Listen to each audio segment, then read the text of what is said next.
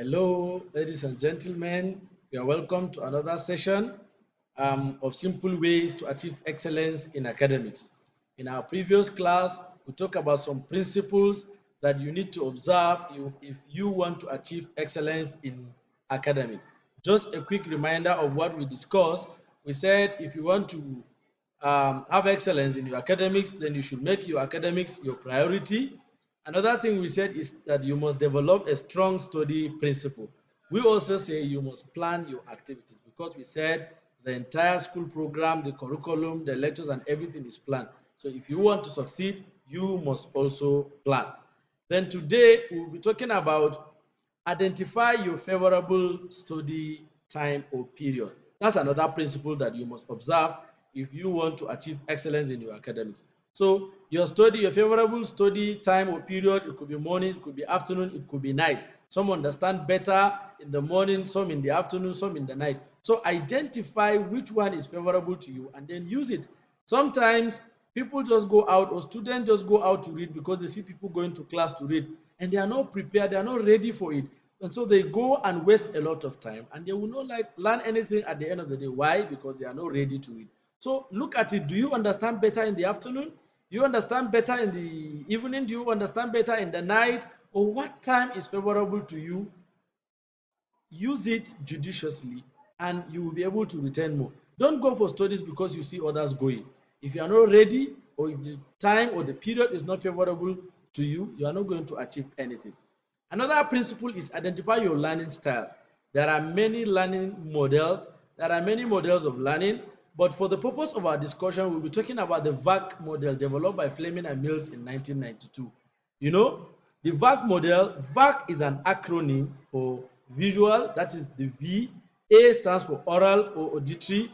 R stands for read, write. Then K stands for kinesthetic. Now, visual, it refers to those who learn better when they see things. So if you are the type that see things and understand better, then you can, watch videos on YouTube and other, mediums so that it will facilitate your learning. If you are the type that listen, and understand better, that is the auditory, the people who learn by the auditory pattern of learning or the oral pattern of learning, you can devise a means of listening. You can record your note, you can read your note and record them and then be listening to them. You can record your lectures and then be listening to it. And you can have your earpiece, on, and you'll be going around listening to the lectures and you'll understand and retain a lot of the things that are there. Read, write. There are people who, while reading or listening to lectures, they jot some things down. If you are that type, then make sure that anytime you're reading or you're listening to lectures, ensure you jot down some things so that you can be able to remember, so that you can be able to retain most of the things that you're learning.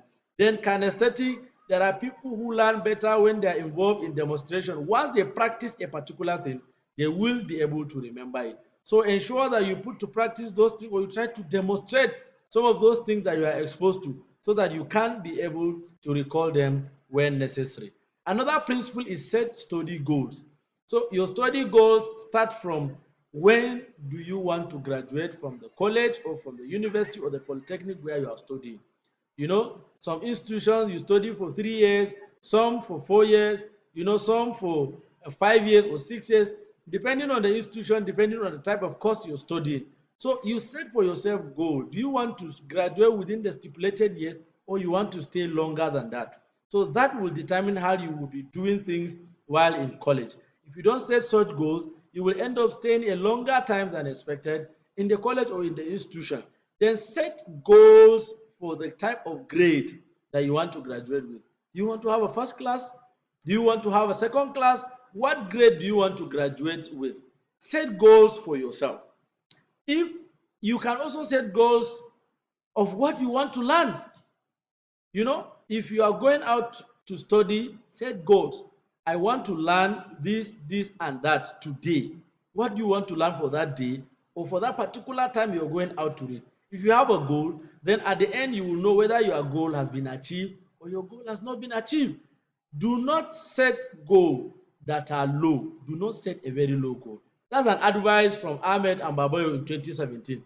They said many times when we set goal, we don't achieve exactly our goal, but we can achieve something. Sometimes we can achieve something higher, something exactly, or something a little bit lower. So the implication of setting a very low goal is that if you are not able to achieve it and you achieve something low, you end up losing. But when you have a very high goal, even if you don't achieve exactly what you have set for yourself, something closer will be reasonable. So that's why it is important that we set goals that are reasonable. Attend lectures or classes regularly. Many times students skip lectures. you know if you skip lectures, you will find it difficult connecting what was learned in the past with what is being learned today or in the present lectures. So that is the importance of attending lectures regularly. It promotes continuity of learning. You can be able to link what was learned in the previous lectures with what you are learning today.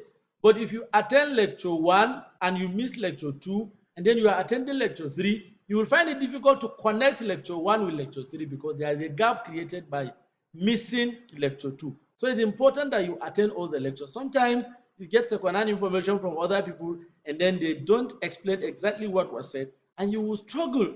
And many times it causes you stress. But if you attend lectures regularly, it will reduce your stress. Why? Because you can be able to connect the previous lectures with what is being learned in the new lecture. And then you don't have to read over and over again. Stop procrastinating. That is another principle. Stop procrastinating. Students sometimes they procrastinate their studies, they procrastinate their assignments. When you are supposed to go and read, you will not go and read. You will push it to next time, push it to tomorrow, push it to next week, push it to next month, and you keep procrastinating. At the end, you are supposed to do an assignment, you keep pushing it. At the end, you have a lot of work, a lot of congestion. You have to study, you have to do your assignment, you have to prepare for exams. You find a lot of things that are needed to be done within a short period of time. And sometimes students will crash. Why? Because they have too much workload that they can contain at that particular time. So stop procrastinating. Do things when they are expected to be done. It's very, very important. The next principle is exercise control over your cell phone. Exercise control over your cell phone. Sometimes students will be glued with their phone. They always want to have their phone around them in their hands. And that's why some of them, even when they are reading, they are chatting, they are on social media pages, and sometimes they will answer certain calls that will distract them and make them waste a lot of time, doing nothing. So if you cannot exercise control over your phone when you go out with it, you can keep it in your room. Study time is study time. So that when you are done reading or you're done studying for that day, you can pick your phone and do what you want to do with the phone. And if you have to go out with it, you can turn it off or put it in a silent mode and then put it in your bag or in your pocket. When you're done, then you can turn to your phone and do whatever you want to do with it. But phone can create a major distraction for us if we don't know how to control or how to manage it. Thank you for listening. See you in another class and do have a wonderful day.